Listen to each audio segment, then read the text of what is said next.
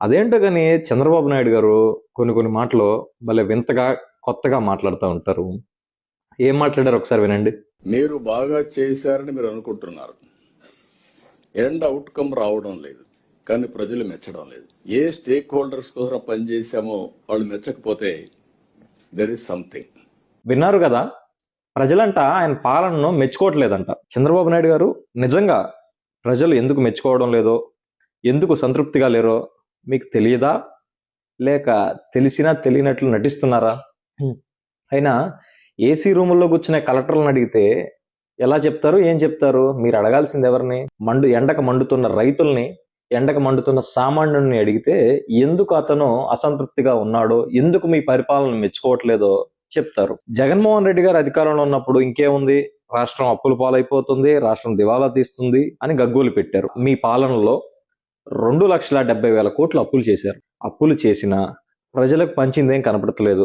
నిరుద్యోగ భృతి నెలకు 3,000 ఇస్తా ఉన్నారు. ఇప్పటికి 18 నెలలు అయిపోయింది. 18 మూడులు 54,000 రూపాయలు ఒక్కొక్క నిరుద్యోగికి మీరు బకాయి ఉన్నారు. అలానే 18 సంవత్సరాలు నిండిన ప్రతి మహిళకు 1,500 రూపాయలు ఇస్తా అన్నారు. దాని గురించి ఊసే లేదు. ఇలా చెప్పుకుంటూ పోతే ఒక్క పథకమైనా మీరు పూర్తిగా చేశారు అంటే అన్నదాత సుఖీభావ అన్నారు.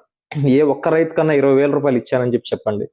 2 సంవత్సరాలు అయిపోతుంది, ఇవ్వలేదు. తల్లికి వందనం ఒక ఏడాది ఎగ్గొట్టారు, ఇంకో ఏడాది కూడా అర్హులందరికీ ఇవ్వలేదు. ఇలా చెప్పుకుంటూ పోతే ఫ్రీ బస్ అన్నారు, కావాల్సిన బస్సులు వేయలేదు. జనాలు కొట్టుకుంటానే ఉన్నారు, తిట్టుకుంటా ఉన్నారు, నెట్టుకుంటా ఉన్నారు, వాళ్ళు మొత్తుకుంటున్నారు. మేము మధ్యలో ఒక బస్ స్టాండ్ తప్ప వేరే దగ్గర ఎక్కాలి అంటే ఖాళీ లేదు, ఖాళీ ఉన్నట్లా బస్సులు ఆపలేదని మొత్తుకుంటున్నారు. ఒక పథకం పెట్టినప్పుడు దాన్ని క్షుణ్ణంగా అధ్యయనం చేయాలి కదా, వేరే ఎవరో చేయనట్టు. కర్ణాటకలో, తెలంగాణలో 3 అంటే 3 నెలల్లో వాళ్ళు అధికారంలోకి వచ్చిన తర్వాత పెడితే మీరు 15 నెలల తర్వాత పెట్టారు. స్టడీ చేసేవాళ్ళు. మరి ఏం స్టడీ చేశారు? ఒక్కసారి ఫ్రీ అన్న తర్వాత ఖచ్చితంగా అవసరం పెరుగుతుంది, ఇప్పుడున్న సర్వీసులు కాకుండా ఇంకా ఎక్కువ సర్వీసులు పెట్టాలన్న కనీస ఆలోచన మీరు చేయలేదు. ఇవి సూపర్ 6 హామీల్లో సిలిండర్లు అన్నారు, గ్యాస్ సిలిండర్లు.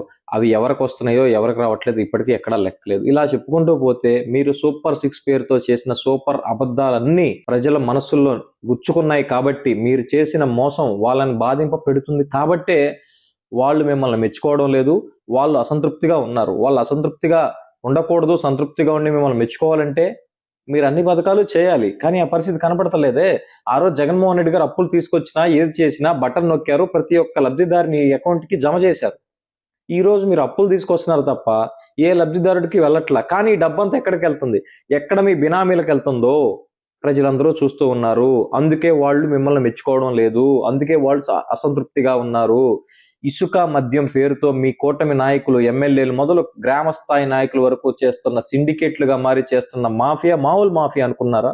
ఇవాళ 24 గంటలు పేదవాడికి వైద్యం అందుతుందో లేదో తెలియదు, కానీ రాష్ట్రం మొత్తం 24 గంటల్లో ఏ గంట అయినా సరే మద్యం అందుతుంది, మద్యం దొరుకుతుంది. ఇది వాస్తవం. బెల్ట్ షాపులు కూడా ఎమ్మెల్యేలే వాటి ఫీజులు వసూలు చేసి రన్ చేస్తున్నారు.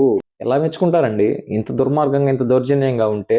లా అండ్ ఆర్డర్ ఏమన్నా కంట్రోల్లో ఉందా? కేవలం పోలీసులు ఉన్నది వైఎస్ఆర్ కాంగ్రెస్ పార్టీ నాయకులు, కార్యకర్తల మీద కేసులు పెట్టడానికి, వాళ్ళని వేధించడానికి, వాళ్ళని హింసించడానికి తప్ప ప్రజలకు ఉపయోగపడే విధంగా కాదు. అది నేను చెప్పడం కాదు, మొన్న కేంద్ర ప్రభుత్వం రిలీజ్ చేసిన లిస్టులో రాష్ట్రాలే కాదు కేంద్ర పాలిత ప్రాంతాలతో కూడా కలుపుకొని 36వ స్థానం చిట్ట చివరన ఉంది మన పోలీస్ వ్యవస్థ.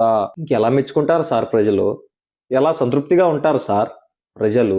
మెడికల్ కాలేజీలు జగన్మోహన్ రెడ్డి గారు తీసుకొస్తే జిల్లాకు ఒక మెడికల్ కాలేజ్ ఉండాలని 17 కాలేజీలు ప్రారంభించి అందులో 5 కాలేజీలు ఆయన హయాంలోనే తరగతులు కూడా స్టార్ట్ చేసి మరో 2 కాలేజీలు పూర్తి చేస్తే 10 కాలేజీలు నిర్మాణ దశలో ఉంటే ఈరోజు మీరేమంటారండి? మేము కట్టలేం, మా దగ్గర డబ్బు లేదు, ప్రభుత్వం కన్నా అంట ప్రైవేట్ వాళ్ళే బ్రహ్మాండంగా చేస్తారంట. అదేంటి సార్, మీకు చేత కావట్లేదని చెప్పుకోవడానికి సిగ్గుగా అనిపించట్లేదా మీకు? ప్రైవేట్ వాళ్ళు బ్రహ్మాండంగా చేస్తారా? అదేమంటే హైవేలతో పోలుస్తారా? నేషనల్ హైవేని వాళ్ళు ఎట్లయితే చేస్తారో అట్లా మనకి ఇవ్వాలని చెప్పేసి టోల్ ప్లాజాలో ఎంతెంత వసూలు చేస్తున్నారో చూస్తున్నారా సార్? ఒక్కొక్క కారుకి ఎంతంత, ఒక లారీకి ఎంత, ఒక బస్కి ఎంత వసూలు చేస్తున్నారో చూసారా? ప్రైవేట్ వాడు లాభం లేని ఎందుకు చేస్తాడు సార్? అదే మీ గురించే నిన్న 1 కోటి సంతకాలు సేకరించి ఈరోజు గవర్నర్ గారిని కలవబోతూ ఇందాక ప్రెస్ మీట్ పెట్టి జగన్మోహన్ రెడ్డి గారు ఒక మాట అన్నారు. ఏమన్నారో తెలుసా?